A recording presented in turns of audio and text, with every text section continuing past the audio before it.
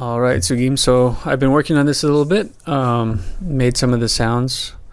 But yeah, so we'll just start with the original. So this is the original right here. Can you hear me? So there's three main sounds that I heard. I didn't make the whole track just because I think you know how to make it. You know a lot of stuff already. So I'll just show you how to make the sounds in Serum. So the first sound is this. Hello, hello, can you hear me? That piano sound. And that one is this eighth note thing here that I made in Serum. Hello, hello. That's this one here. So I'm going to do initiate preset just so we can start from the beginning, from the very beginning. So I'll loop it. So this is just a basic sawtooth wave, and this sound comes from the filter being automated by the LFO. So what we're going to do first is we're going to take the LFO and we're going to put the LFO on the cutoff. And then we need to do Alt Shift click to turn the filter on. And what this does is you'll see that this LFO is basically an oscillator, and it creates a movement, and we're moving. It's as if we were turning this knob really quickly. See, now it's going according to this, and we can adjust the speed here. And that's what we want. And then we can change the shape also. This sounds like it's reversed, but what we want is this shape here, a straight line down. And you can see it looks like it's following that little dot there is showing where the cutoff is. And we can increase or decrease how much of the filter movement we want here. So that is the main thing of this sound. It mostly comes from there, so you can adjust the cutoff until you find it how you like. And then what you can do is you can choose a different waveform, whichever waveform you think is going to be the most accurate, close to the Alan Walker. So his, I think, sounds like he's using a square wave. So inside, you can go inside these basic shapes, and it's good to know all these basic shapes. This is a sine wave. You can tell by the shape which wave it is. This is a sine wave. This is a sawtooth. This one is the triangle. And this is the square. And then there's different types of squares, but to me it sounds like it's this one here.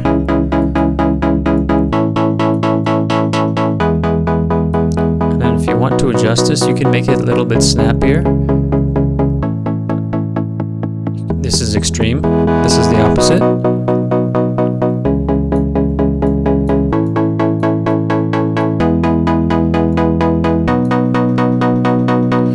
So that's pretty close, I think. And then you can add some effects. You can do reverb.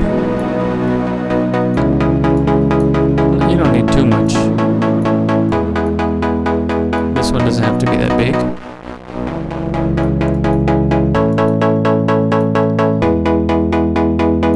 And then some compression.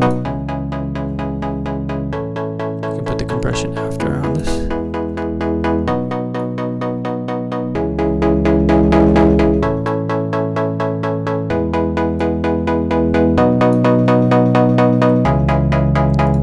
That's pretty much it. So that sound is pretty simple. And then for the MIDI, it's just the chords. So it's the same chords that I put in last time. And then as the song increases in volume and it gets louder, you can increase the energy by pushing the cutoff up. So if we listen to it with the vocals.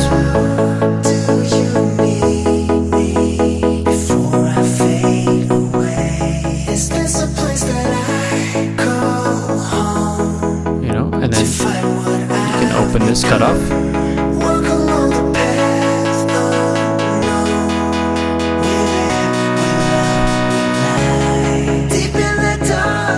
But he keeps it down for most of that. So that's the first sound. The second sound would be the main lead, which is the main melody. It's the most popular melody from the song. And it sounds like this.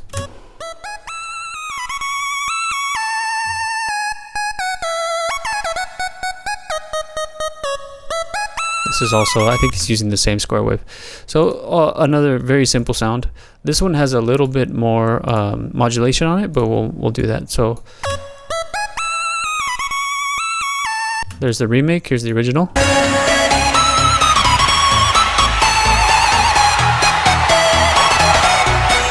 Here's the remake.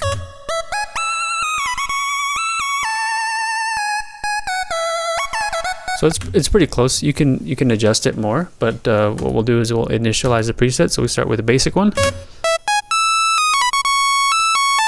Okay.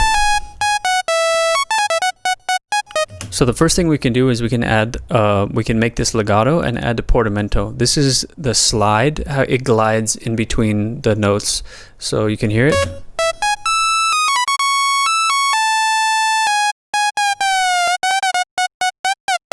That's too much. That's too much, but you can just hear that the note is now sliding in between. So you can keep it somewhere maybe around 15.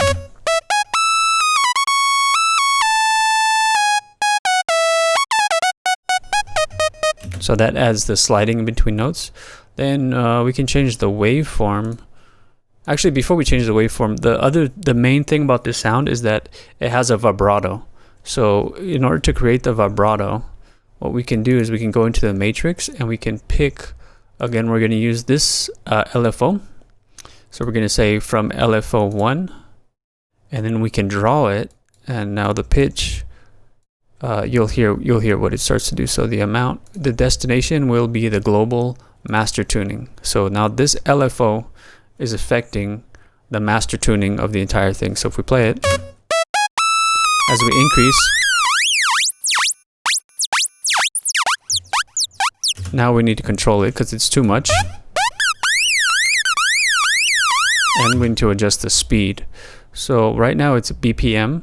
It's synced the BPM.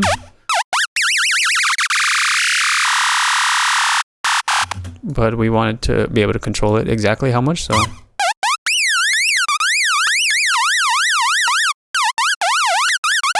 Maybe about that fast, but it's still too much. So what we can do is we'll draw this and bring this down. So we'll create a shape, maybe something like this.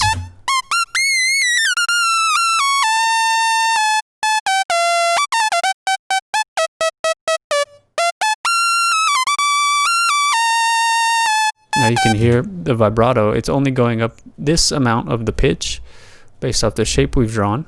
And then this is the speed.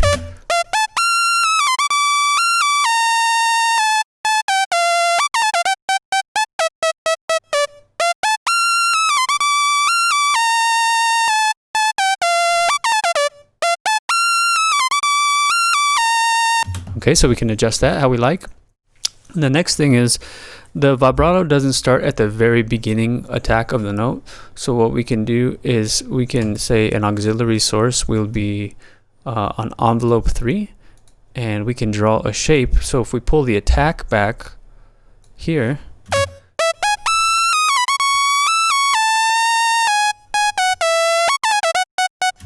we can say we want it to attack a little bit later. We want the vibrato to start later.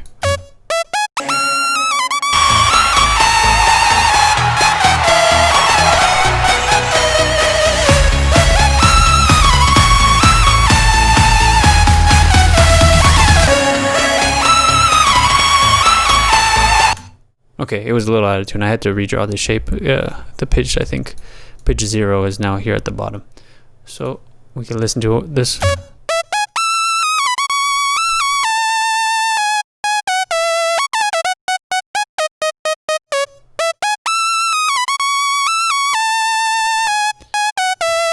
And listen to the original.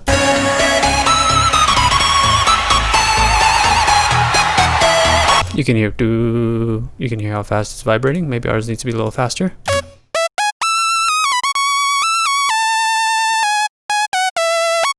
Yeah, maybe like that fast.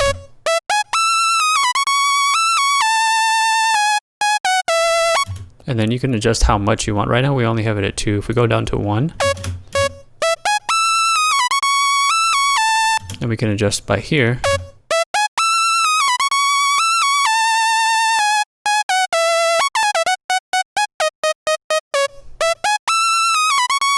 That sounds like it's pretty close actually. So we can keep that. And then we'll choose the right wave for the oscillator. And I think it's also this square wave. So what I do is just go to basic shapes and I just find the one that sounds good. This is the sine wave. That's not it. That was a little too harsh. That one is pretty close. This is the triangle wave. But I think this is the one he uses. And then we can just put reverb.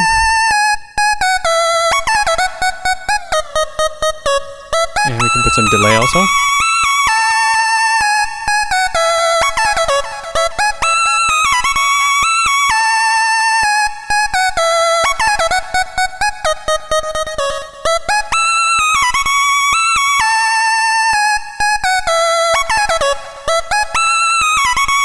So that's that sound. Pretty simple. Let's see. Those are the two main sounds. I think there's also a pad here in the beginning.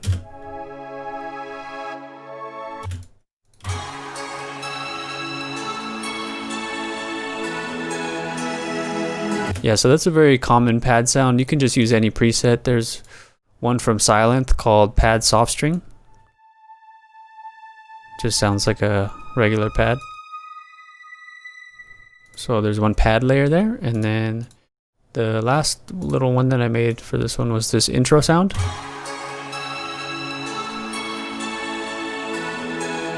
That sound, which is this pattern here. And so let's see, it sounds like this. I use the same square wave. And this one is a little bit different. So it's the same thing with the cutoff, but it's a little bit slower speed. So what we'll do is we'll initialize preset and we'll make it from scratch. So this is just the notes. Oh, I changed the wrong one. Initialize preset.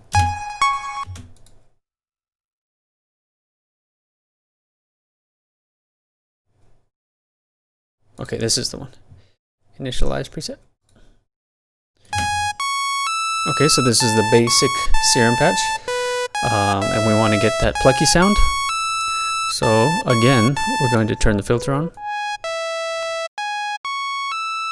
And this time we're going to use an envelope to adjust the cutoff here. So we'll draw a shape to give it more like a bell-like tone. This has a high attack and then it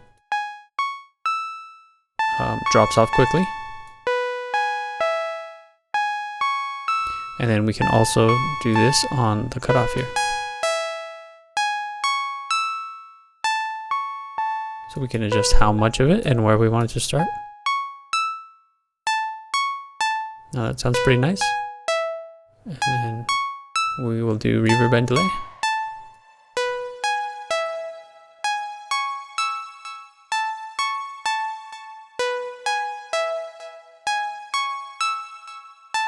And then the same thing, once you adjusted the sound, you can choose different waves to create a little bit different tones.